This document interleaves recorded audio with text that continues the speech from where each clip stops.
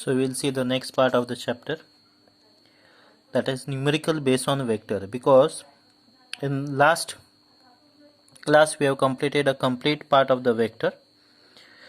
Then the next part of the chapter is calculus, that we are going to see later, but first we will solve the numerical based on the vector, then we will see the calculus. So the first solved example 2.4, find the unit vector in the direction of a vector 3i plus 4j. So the vector given, I had denoted the vector by p is equal to 3i plus 4j. Now we have to find the unit vector along p. So to find the unit vector along p, first we will write the vector as it is, that is 3i plus 4j. Then to find the magnitude is nothing but square of the component along x-axis, y-axis and z-axis. Now here only two axes is given, because 3i and 4j, k term is not there, that means here we have x-axis component, y-axis component, z-axis is not given. So square of x-axis component, that is 3 square, and square of y-axis component, that is 4 square. So we get magnitude of p is equal to under root of 3 square plus 4 square, that is 9 plus 16, that is equal to under root 25, that is equal to 5. Now we have to find the unit vector. So the unit vector, formula for unit vector is given by vector divided by mod of the vector. Okay, magnitude of vector. So the vector is 3i plus 4j divided by the magnitude, that is 5. So I had splitted it, 3 upon 5i plus 4 upon 5j is a unit vector along a vector p. Then next is exercise page number 29. Show that a given vector A is equal to I minus j upon root 2 is unit vector. We have to show that a given vector is unit vector. So to show that it is unit vector, we have to find magnitude of it.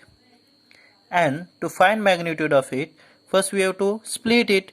So A is equal to I minus j upon root 2. So split it. So we get 1 upon root 2i minus 1 upon root 2j. So mod of A is under root of 1 upon root 2 square plus under root of 1 upon root 2 plus 1 upon root 2 square. So if you square it, we get 1 upon 2 plus 1 upon 2, half plus half is 1. So under root of 1 is 1, as mod magnitude of a given vector is 1. So the given vector is unit vector. It is very easy to determine this. Then the next question. Question number 2, sub question second. If a vector v1 3i plus 4j plus k and a vector v2 I minus j minus k is given, then we have to find a magnitude of v1 plus v2. So the vector v1 is 3i plus 4j plus k, and the second vector is I minus j minus k. We have to find mod of v1 plus v2. So first we have to find mod v1 plus v2, that means resultant of vector v1 and v2, that means we have to add these two vectors. So first we will add. So while adding, we should write the terms of I one below another, terms of j one below another, terms of k one below another. So I have written 3i plus 4j plus k plus the second vector, that is I. So below 3i I have written I. Okay, then minus j, below 4j I have written minus j, then minus k, below k I have written minus k. Now just add the terms of I, terms of j and terms of k separately. So 3, and there is no term associated with I, that means it is 1. So 3 plus 1 is 4i. Similarly j 4, and here only j is there, minus j, so it is 1. So 4 minus 1 is 3j, and plus k and minus k is cancelled, so we get 0k. So the resultant vector v1 plus v2 is 4i plus 3j plus 0k. Now we have to find mod of v1 plus v2. So mod of v1 plus v2 is square of its component. So 4 square plus 3 square plus 0 square, that is 16 plus 9, that is equal to 25, that is equal to 5. So mod of v1 plus v2 is 5. Okay, it is very easy. First we have to find the resultant of the two vector. We have to add them. Okay, then we get a resultant. Then we have to take a mod magnitude of it. Magnitude of it is given by square of its component. Okay, sum of square of its components. So 4 square plus 3 square plus 0 square, that is equal to 16 plus 9 plus 0, that is equal to 25. Under root of 25 is 5. Next is a third sub question. V1 and V2. There are two vectors given. V1 equal to 2i minus 3j and V2 equal to minus 6i plus 5j. We have to determine the magnitude and direction of it. So first we have to determine the magnitude of it. So magnitude, to find magnitude, first we have to add them. So same, V1 plus V2, we have to add the term of I together and term of j together. So 2i minus 3j is the first vector plus minus 6i plus 5j second vector. Then add plus 2 minus 6, that is minus 4i, and minus 3 plus 5, that is plus 2j. These are the two vectors. Okay, that is resultant of the two vector v1 and v2. Now we have to find magnitude of it.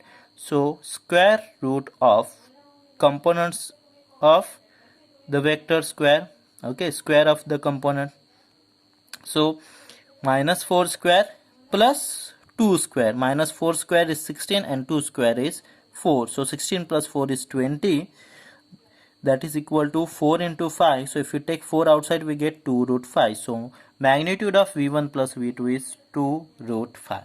The next part, which is different, is to obtain the direction, and the direction is given by tan inverse ry upon rx. That means y component upon x component. Now if you see y component, that is the component associated with j, and the x component is the component associated with I. So it is 2 upon minus 4. So just put here. So 1 upon minus 2. Okay. So that is minus 1 by 2. So the direction theta is equal to tan inverse minus 1 upon 2. Okay. Then if you see the fourth question, find a vector which is parallel to v I minus 2j and has magnitude of 10. It is also very easy. First you have to find a unit vector of v, as we have find in the first example. Okay, and whatever the unit vector you get, you have to multiply that unit vector by 10. So you will get a desired answer, required answer. What we have to do? You have to first find unit vector of v. V is I minus 2j. So you have to take the mod of it. So once you find, you will get a mod. Okay, then you have to divide the v by that mod. So you will get a unit vector. Then separate it, and whatever answer you get, multiply the answer by 10. Okay. Then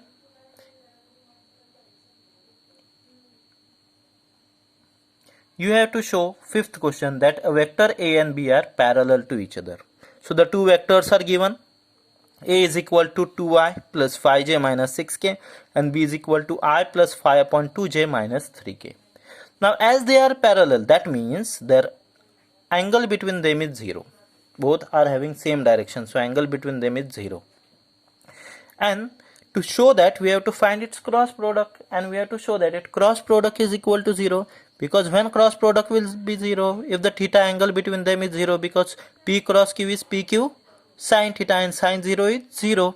Okay, so we have to find a cross product, and to find the cross product of the rectangular component, we have the formula what? A p cross q is equal to ijk, then px, py, pz, qx, qy, qz. Same way we have to use here formula. So the two vectors we have to write. A cross b is equal to mod of ijk.